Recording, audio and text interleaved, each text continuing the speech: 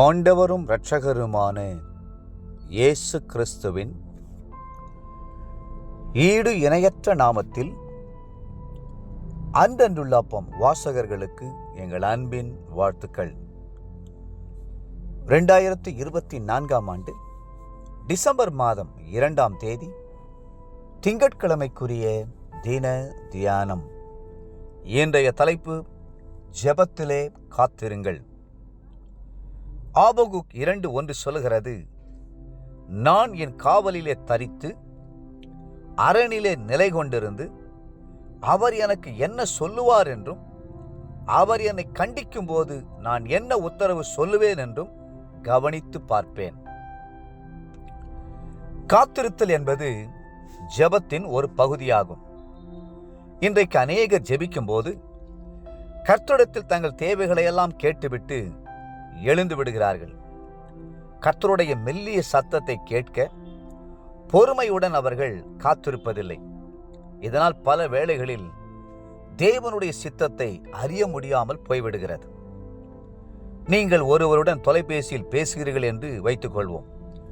நீங்களே முழுக்க பேசிவிட்டு எதிர் தரப்பில் இருப்பவர் பேச நேரமே கொடுக்காமல் உரையாடலை முடித்து விட்டீர்கள் என்றால் அவர்கள் சொல்ல நினைத்தது என்னவென்று உங்களுக்கு தெரிய வாய்ப்பில்லை.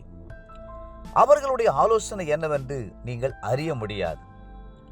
சிறிய சாமுவேல், கர்த்தாவே சொல்லும், அடியேன் கேட்கிறேன் என்று கர்த்தருடைய பாதத்தில் காத்திருந்தார். அப்பொழுது கர்த்தர், இவன் பாலகன்தானே என்று அலட்சியம் செய்யாமல் மனம் திறந்து சாமுவேலோடு பேசினார். தேசத்தை குறித்த ரகசியங்களையும் பிரதான ஆசாரியனாகிய ஏலியின் குடும்ப ரகசியங்களையும் குறித்து மனம் திறந்து பேசினார். கர்த்தருக்கு காத்திருந்து அவர் சத்தத்தை கேட்டு பழகினபடியால் பிற்காலத்தில் சாமுவேல் மாபெரும் தீர்க்கதரிசியாக உயர்த்தப்பட்டார். கர்த்தர் உங்களோடு பேச விரும்புகிறார். கர்த்தர் மோசேயுடன் பேச விரும்பி, விடியற் காலத்தில் நீ ஆயத்தமாகி சீனாய் மலையில் ஏறி அங்கே மலையின் உச்சியில் காலமே என் சமூகத்தில் வந்து நில் என்றார். யாத்ராகமம் 34:2. கர்த்தருடைய சமூகத்தில் காத்திருக்க தீர்மானியுங்கள். தாவீதின் அனுபவம் என்ன? கர்த்தாவே, காலையிலே என் சத்தத்தை கேட்டருளுவீர், காலையிலே உமக்கு நேரே வந்து ஆயத்தமாகி காத்திருப்பேன். 5ஆம் சங்கீதம் 3ஆம் வசனம். என் கண்கள் எப்போதும் கர்த்தரை நோக்கி கொண்டிருக்கிறது, உம்மை நோக்கி நாள் முழுவதும் காத்திருக்கிறேன் என்றார். 25ஆம் சங்கீதம் 15 மற்றும் 5ஆம் வசனங்கள். ஜெபியுங்கள் என்று சொல்லாமல் சோர்ந்து போகாமல் ஜெபியுங்கள் என்று கர்த்தர் சொல்கிறார். லூக்கா 18:1. நெடுங்காலமாய் காத்திருத்தல் இருதயத்தை இளைக்க பண்ணும், விரும்பினது வரும்போதோ ஜீவ விருட்சம் போலிருக்கும். நீதிமொழிகள் 13:12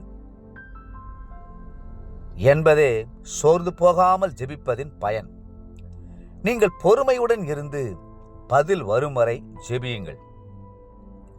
தங்களுக்கு வேலை கிடைக்காதா என்ற ஏக்கத்துடன் மந்திரிகளின் வீடுகளில் காத்திருக்கிறவர்களை கண்டிருக்கிறேன். தங்கள் பிள்ளைகளுக்கு மருத்துவக் கல்லூரியில் இடம் கிடைக்காதா என்று எம்பிக்களின் பின்னாலும் எம்எல்ஏக்களின் பின்னாலும் அலைந்து காத்திருந்து சோர்ந்து போகிறவர்களை பார்த்திருக்கிறேன்.